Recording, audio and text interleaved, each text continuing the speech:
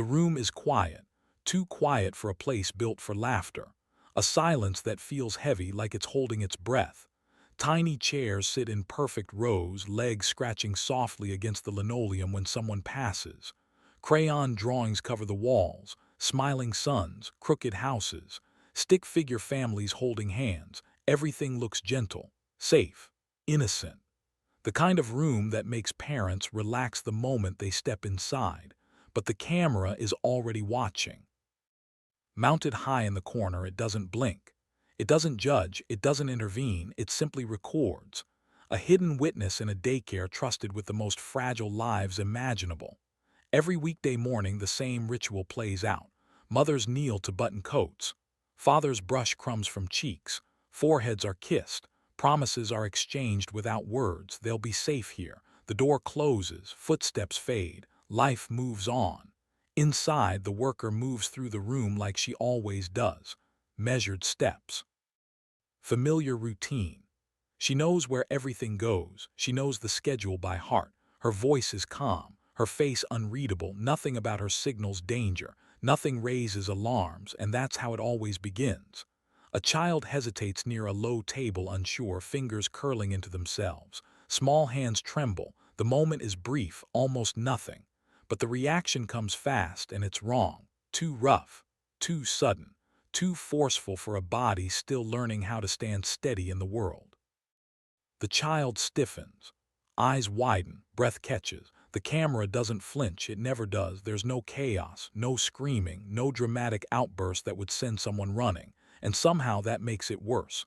This isn't an accident. This isn't stress boiling over. This is practiced, familiar, routine. The kind of behavior that slips between moments hidden behind normalcy. The abuse is quiet. A grip held too long. A shove disguised as guidance. A child pushed aside like an inconvenience. Fear flickers across a small face, then settles in, learned and silent. Innocence collides with something dark, something that should never exist in a room like this. Outside, the world keeps turning. Cars pass in the parking lot.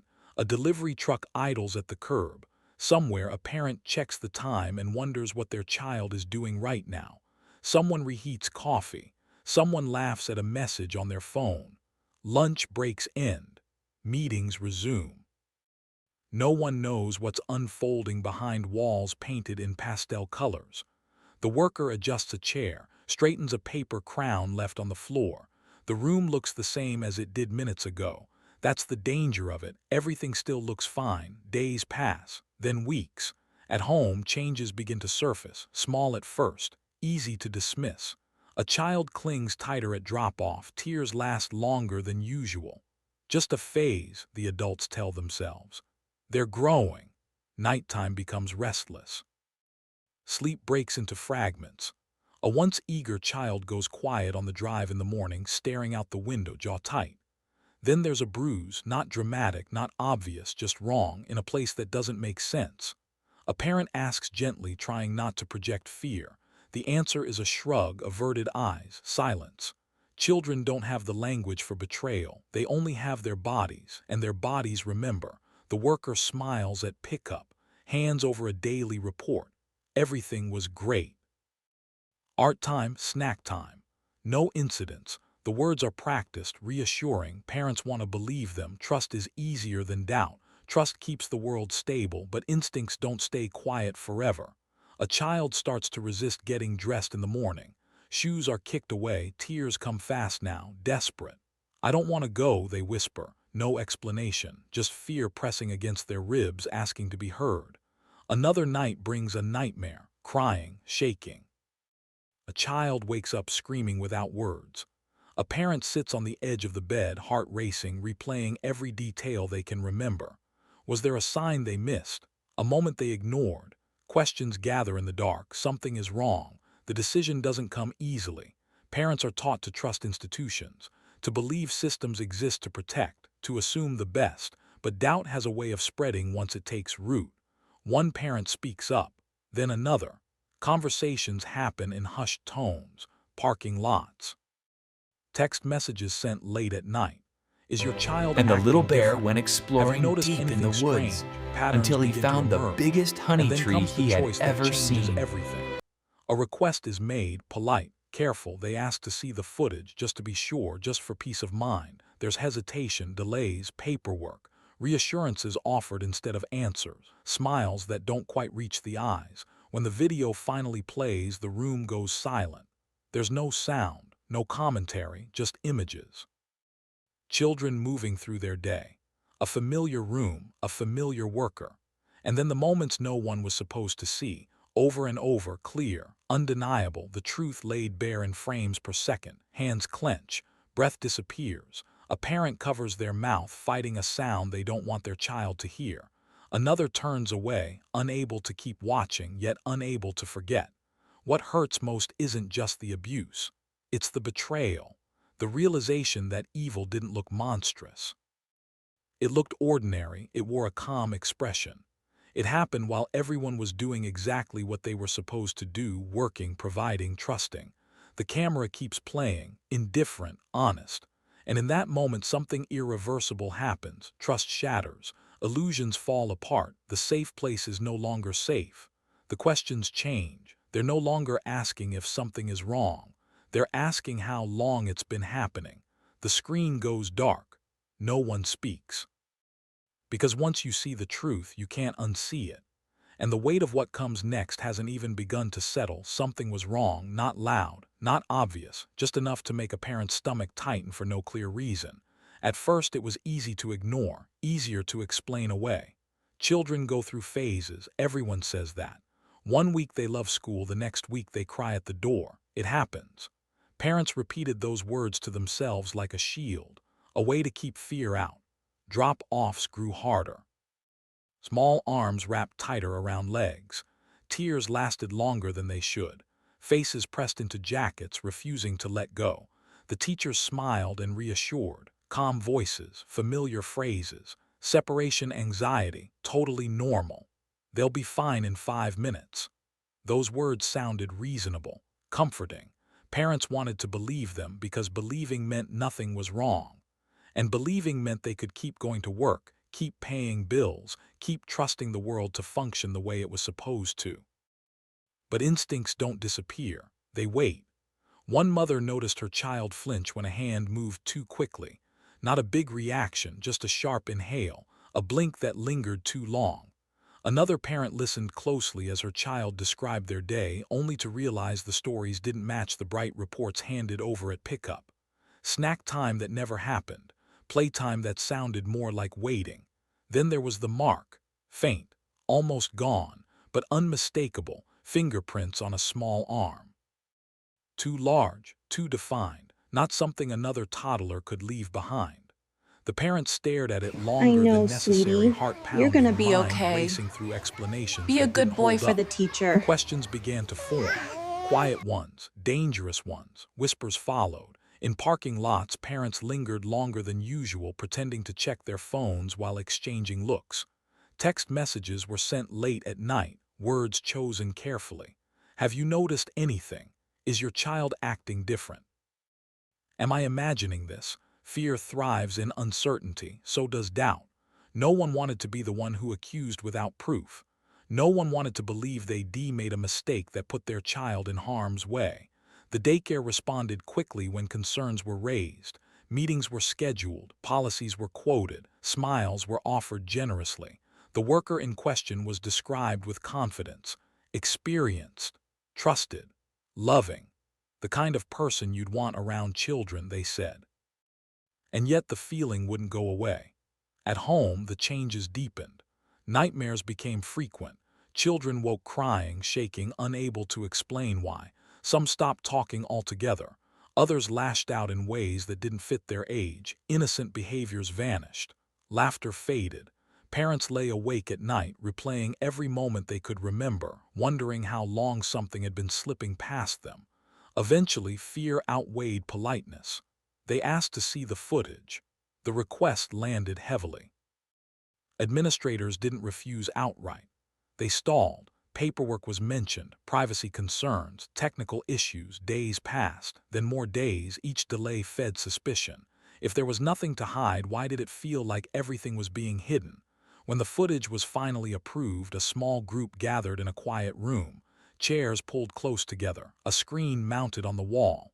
The hum of electronics filled the air. No one spoke. No one breathed deeply. The video started, grainy footage, no sound. Just images, familiar images.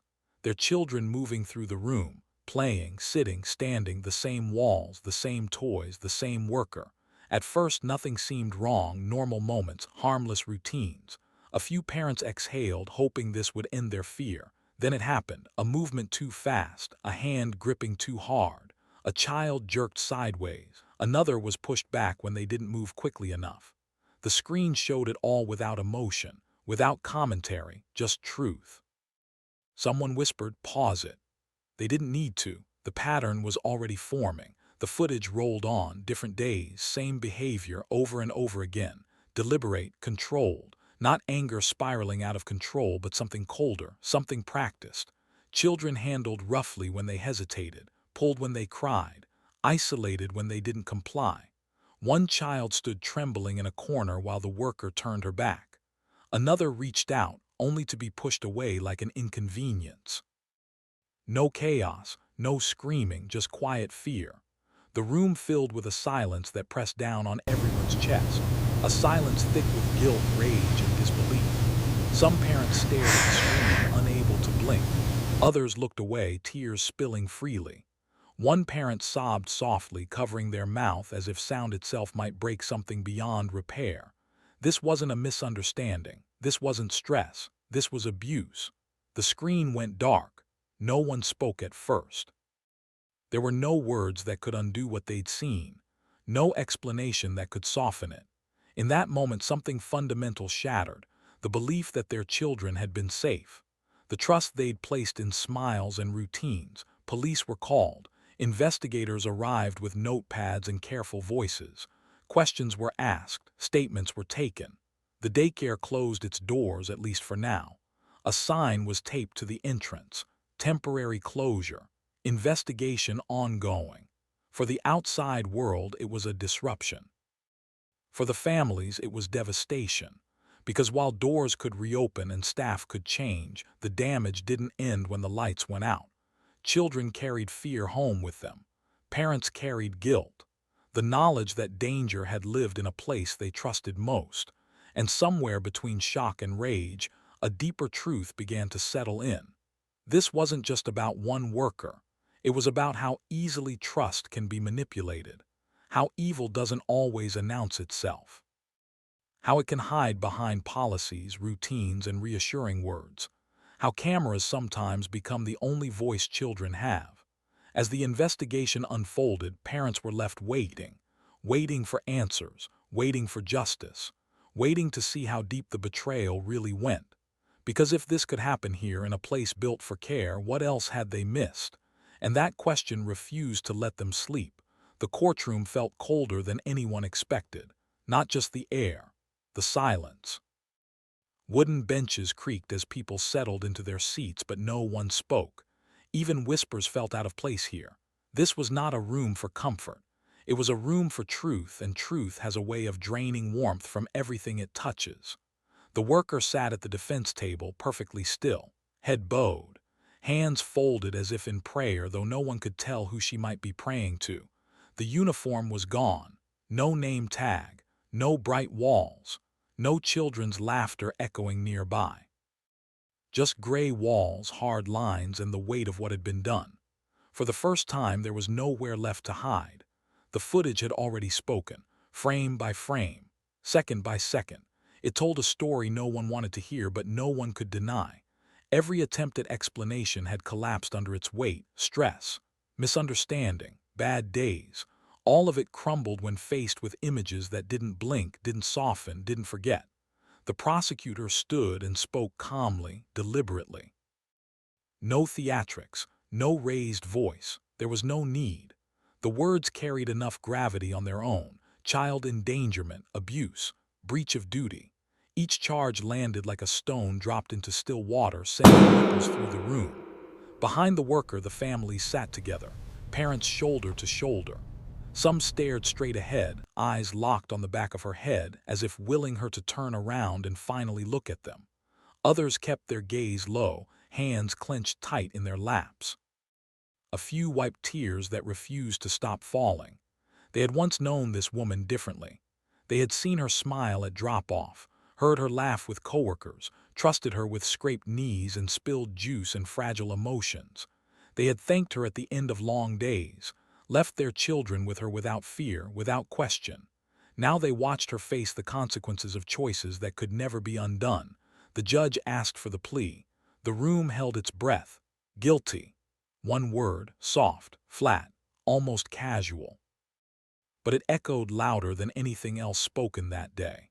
There was no dramatic breakdown, no protest, no apology that reached the back of the room, just acceptance delivered quietly as if reading from a script.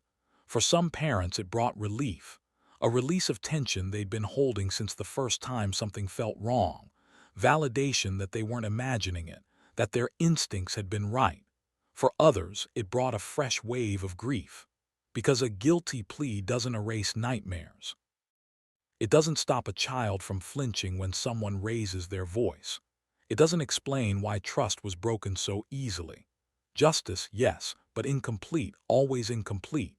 As the proceedings continued, the worker remained silent, eyes down, face unreadable. Whether it was shame or emptiness, no one could tell. She did not turn around. She did not look at the families she had changed forever.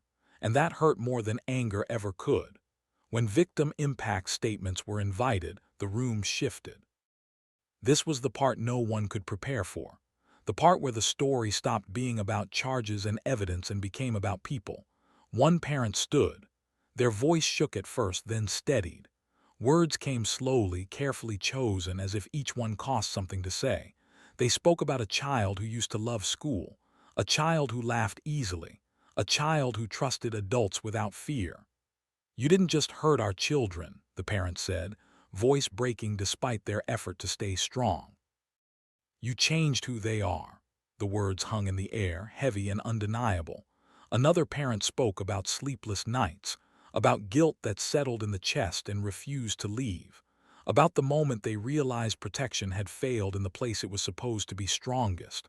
The worker did not respond. She did not lift her head. She did not speak.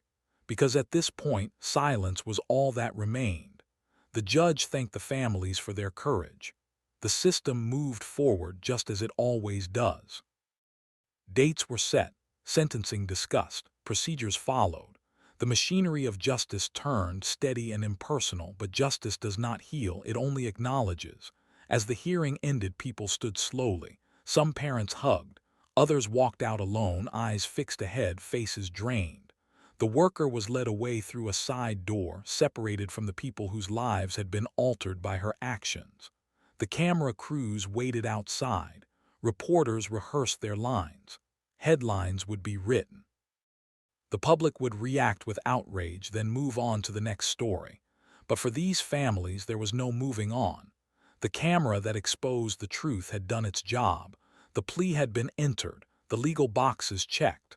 On paper, the case was progressing toward closure. Inside the homes of those families, the real work was just beginning. Children would need time, therapy, patience. Parents would need to forgive themselves for things they never should have been blamed for. Trust would have to be rebuilt piece by fragile piece. And somewhere in the quiet aftermath, a question lingered, heavy and unresolved. Why? Why did it happen? Why was it allowed to continue? Why did it take a hidden camera for the truth to come out? No plea could answer that. As the courtroom emptied and the door closed behind the last family, the silence returned. Cold, lingering, unfinished. Because justice had spoken, but healing was still waiting to be heard. The doors opened again. Fresh paint. Clean floors. New faces. A sign on the wall promised safety in bold, friendly letters. The daycare eventually reopened just as officials said it would. New staff stood where the old ones once had. Policies were rewritten, procedures updated, background checks emphasized. Everything looked better on paper. Everything sounded right in meetings. But for many families, nothing felt the same. Parents hesitated at the entrance now. Hands lingered on door handles. Goodbyes took longer. Eyes scanned every corner of the room, every movement, every interaction. Smiles from staff were returned cautiously, not all. Trust, once given freely, had become something fragile, something that had to be earned slowly, carefully, piece by piece. Children changed too. Playdates were replaced with therapy appointments. Coloring books were traded for coping exercises. Some children learned new words, words no child should need to know so young. Anxiety, fear, safe space. Their laughter returned in moments, but it wasn't the same. It came with hesitation now, with pauses. At night, parents checked baby monitors even when their children were old enough not to need them. Cameras became constant companions. Phones lit up at every notification. Every unusual movement, every unexplained sound sent hearts racing. Sleep came lightly, if it came at all. This story, in the end, was never just about a guilty plea. It was about vigilance. It was about learning that danger doesn't always look like danger. It doesn't always shout. It doesn't always threaten. Sometimes it smiles warmly. Sometimes it kneels to a child's level. Sometimes it wears a name tag and speaks in gentle tones. Sometimes it stands in rooms painted with rainbows and clouds and smiling suns. That is the hardest truth to accept, because parents are taught to look for monsters in the dark, not in well-lit classrooms, not in trusted institutions, not in places built for care. The hidden camera became a point of debate long after the courtroom emptied. Some called it invasive, others questioned privacy. Arguments flared online and in town meetings. Should cameras watch caregivers? Where does protection end and surveillance begin? There were no easy answers, but in this case, one silent lens did what voices could not. It saw what children couldn't explain. It remembered what fear tried to bury. It spoke without emotion, without bias, without hesitation. It became a witness for those who had none. And that is the moral that lingers long after headlines fade. Protection is not passive. It is not assumed. It is not automatic. Trust must be verified, again and again. Not because we want to suspect the worst in people, but because the cost of being wrong is too high. Responsibility does not end at the door when we say goodbye. It follows our children into every space we place them. For every parent watching this story unfold, the message is painfully clear. Listen when something feels wrong, even when it's inconvenient, even when it's uncomfortable. Ask questions. Push past reassurances that feel rehearsed. Demand transparency not because you're paranoid, but because you're responsible. Silence protects the wrong people, and silence is expensive. Justice was served in a courtroom. A plea was entered. A record now exists where trust once stood. The system did what it was designed to do eventually. But prevention does not live in courtrooms. It lives in awareness, in attention, in the moments we choose to speak up instead of looking away. Some families will never return to that daycare. Some children will carry echoes of those days into adulthood. Trauma does not follow timelines. It surfaces when it wants, quietly, unexpectedly. Life moves forward anyway. Morning routines resume. Backpacks are packed. Shoes are tied. Parents still have to work. Bills still have to be paid. The world does not stop for healing. Healing has to find a way to exist inside it. And somewhere in a corner of a room that looks safe again, a camera keeps watching. Not out of suspicion, not out of anger, but out of love. Because love, when it has learned the cost of blindness, chooses to see everything, even when the truth is hard to watch. The screen is quiet now, but the lesson remains. And the question lingers, heavy and unresolved, long after the story ends. If the camera hadn't been there, would anyone have ever known?